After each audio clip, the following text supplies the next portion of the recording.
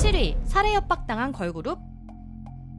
걸그룹 키스 오브 라이프가 살해 협박을 받았다고 합니다. 최근 키스 오브 라이프의 소속사에서 악성 게시물 대응에 관한 공지를 올렸는데요. 공지는 지난 4월 키스 오브 라이프가 생일 관련 자체 콘텐츠에서 흑인 힙합 스타일 및 말투를 따라했던 것에 대해 사과하는 것으로 시작했죠. 그런데 해당 콘텐츠 때문이었는지 최근 SNS를 통해 키스 오브 라이프 멤버들을 향한 살해 협박 및 악성 허위사실 유포, 성희롱, 딥페이크 등의 게시물들이 많이 올라왔다고 하는데요. 소속사는 해당 게시물들에 대한 모니터링과 체증 작업을 상시 진행하며 필요한 법적 조치를 취하겠다고 경고했습니다. 키스 오브 라이프는 오는 6월 9일 타이틀곡 립스 힙스 키스로 컴백을 앞두고 있는데요. 키스 오브 라이프 특유의 관능적인 퍼포먼스뿐만 아니라 부드럽고 리드미컬한 R&B 사운드로 많은 기대를 받는 중이죠. 거기에 6월 9일은 인기 아이돌들이 컴백을 앞두고 있는데요. 색다른 느낌의 타이틀곡 눈물 참기를 준비한 QWER, 놀라운 카리스마를 보여줄 걸스 윌 비 걸스로 이지가 컴백하죠. 그리고 사랑스러운 느낌으로 컴백하는 이즈나의 삐, 두 번째 솔로 앨범 소어로 돌아오는 NCT 도영까지 놀라운 아이돌들의 컴백에 많은 K-팝 팬들이 기대 중입니다.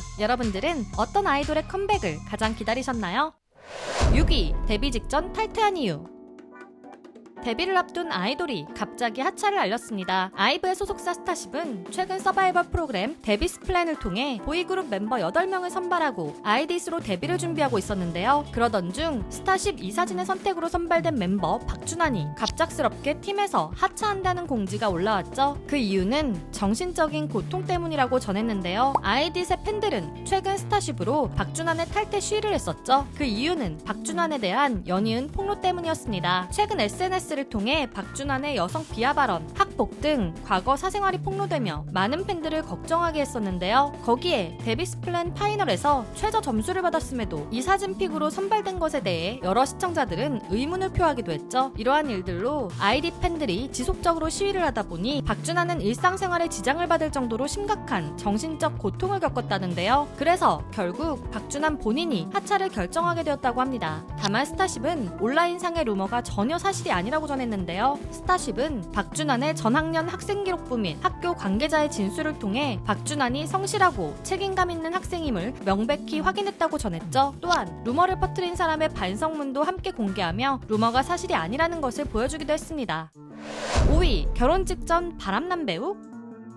뮤지컬계에 역대급 사생활 논란이 터졌습니다. 지난 5일 박준희 배우의 SNS에 죄를 지은 듯한 박준희, 우진영 배우의 모습과 다정하게 대화를 나누는 두 사람의 카카오톡 내용, 그리고 다른 사람과 결혼식을 계약했다는 내용의 사진이 올라왔는데요. 이를 본 사람들은 박준희 배우가 결혼식을 앞두고 동료 배우와 바람을 피우다 걸렸다는 것을 알게 되었죠. 해당 사진이 여러 온라인 커뮤니티에 퍼진 후 화제가 되었는데요. 박준희 배우와 우진영 배우는 베어던 뮤지컬에 함께 출연 중이었죠. 해당 사건이 많은 논란을 만들어내자 베어던 뮤지컬 제작사 측은 두 사람의 하차를 결정하고 캐스팅을 변경했는데요. 이뿐만 아니라 박준희 배우가 출연하는 뮤지컬 니진스키와 출연 예정이었던 등등곡까지 모두 하차 및 캐스팅 변경을 결정했습니다. 박준희 배우의 하차를 결정한 제작사들은 개인 사정이라고 공지했죠. 다만 아직까지 해당 논란에 대해 당사자들은 직접 입장을 밝히진 않은 상태입니다. 4위, 악플러들의 최후.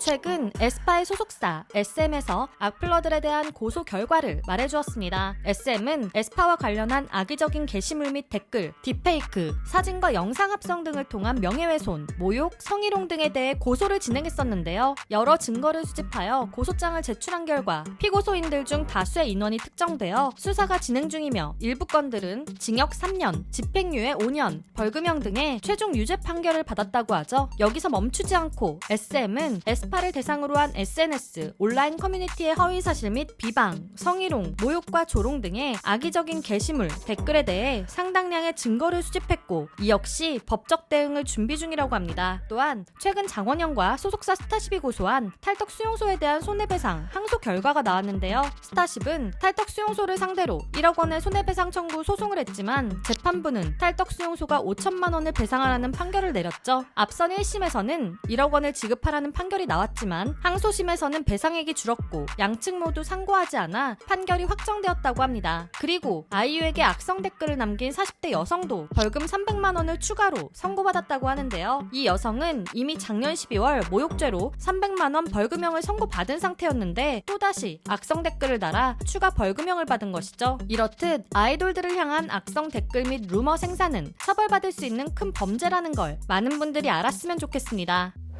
3위, 지드래곤 열애설의 진실. 지난 4월 지드래곤은 트와이스의 사나와 열애설이 있었는데요. 콜드플레이의 내한 콘서트 관람을 인증한 지드래곤의 SNS에 사나의 계정이 태그되어 있었기 때문이었죠. 당시 트와이스는 콜드플레이 콘서트의 오프닝 게스트로 무대에 올랐는데요. 지드래곤이 트와이스가 아닌 사나만 태그한 것에 혹시 럽스타가 아니냐는 의혹이 있었습니다. 지드래곤의 소속사는 뒤늦게 해당 열애설을 해명했는데요. 지드래곤은 자신이 출연한 예능 굿데이의 마지막 방송 다음 날에 유튜브 웹 예능인 덱스와 사나의 냉터뷰 촬영을 진행했다고 하죠. 그 후 콜드플레이 내한 공연 관람이 있어서 단순히 촬영 이후 친근감의 표시로 사나를 태그했다고 합니다. 다만 열애설 초반에 해명을 하지 않았던 이유는 냉터뷰 출연이 스포가 될 수 있어서였다고 하는데요. 지드래곤이 출연한 냉터뷰는 6월 5일 공개되었습니다.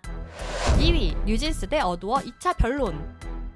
지난 6월 5일 어두어가 뉴진스를 상대로 제기한 전속계약 유효 확인 소송 두 번째 변론 기일이 열렸습니다. 이날에도 뉴진스와 어두어는 첨예하게 대립했는데요. 어두어 측은 뉴진스가 제시한 전속계약 해지 사유가 계속 변경되고 있다며 뉴진스 측에서 계약을 해지한 후 해지 사유를 찾는 게 아니냐고 주장했죠. 이에 뉴진스 측은 하이브 임직원이 어두어를 장악한 후에 뉴진스 보호 및 조치 의무를 제대로 이행하지 못했기에 전속계약 해지는 적법하다고 맞서며 어두어가 매니지먼트 의무를 제공할 능력이 있는지 의문을 제기했는데요. 대체 프로듀서 명단을 한 번 뽑아보는 것 정도가 아닌 어떤 내용을 논의했고 무슨 내용을 정했는지 정도는 정리해야 한다고 했습니다. 이에 어두어는 다음 주까지 서면으로 자세하게 제출하겠다고 했죠. 또한 법원에 제출된 증거들에 대해서도 뉴진스 측은 불법적인 감사여서 증거로 채택하면 안 된다. 어두어 측은 제공자가 다 동의했던 감사여서 위법하지 않다고 주장했습니다. 양측이 서로 다른 주장을 한 변론이 마무리된 후 재판부는 양측의 아쉬움을 표하며 합의 의사를 물었는데요. 뉴진스 측은 신뢰관계 파탄을 이유로 또다시 거절했고 어두어 측은 법률적 판단이 나와야 쉽게 합의가 될 것으로 생각 중이라고 했죠. 최근 뉴진스는 홍콩 콘서트로 인해 독자활동 금지 가처분 결정을 어겼다며 이후 가처분 결정을 위반할 때마다 1인당 10억씩 어두어에 지급하라는 별도 연예활동 금지 결정을 법원으로부터 받았는데요. 뉴진스와 어두어의 3차 변론 기일은 오는 7월 24일 열린다고 하죠. 치열한 법적 공방의 결과가 어떻게 나올지 많은 사람들이 궁금해하는 중입니다.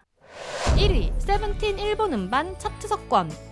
10주년을 맞이하여 정규 5집 해피 버스트데이로 컴백한 세븐틴이 일본 주요 앨범 차트 정상을 차지하며 새로운 기록을 경신했습니다. 세븐틴의 정규 5집은 오리콘에서 주간 합산 앨범 랭킹 1위를 기록했는데요. 세븐틴은 이로써 오리콘 앨범 차트에서 통산 14번째 1위를 달성한 것이죠. 이는 해외 아티스트 최다 1위 기록이라고 하는데요. 직전 1위는 오리콘에서 13번의 1위를 한 동방신기였다고 합니다. 이 외에도 세븐틴은 빌보드 재팬의 각종 차트에서도 상위권을 차지하며 놀라운 일본 인기를 보여주었죠. 세븐틴의 인기는 미국에서도 이어졌는데요. 최근 세븐틴은 미국의 인기 토크쇼인 켈리 클락슨 쇼에 출연하여 타이틀곡 썬더의 무대를 선보였죠. 썬더는 미국 빌보드의 글로벌 차트에 진입하며 세븐틴의 글로벌한 인기를 입증하기도 했습니다. 현재 세븐틴은 정한과 원우가 입대하였고 호시와 우지도 올 하반기 입대를 앞두고 있는데요. 그래서인지 인기 PD인 나영석 PD와 함께하는 라나민바, 세븐틴의 인기 자체 컨텐츠인 고잉 세븐틴 등 더욱 많은 컨텐츠들을 선보이는 중입니다. 2025년 6월 첫째 주에도 연예계에는 많은 소식들이 들려왔는데요. 이 외에도 여러분들이 놀랐던 연예계 소식들이 있다면 댓글로 공유해주세요. 지금까지 연예계 소식을 전해드리는 듀유람이었습니다.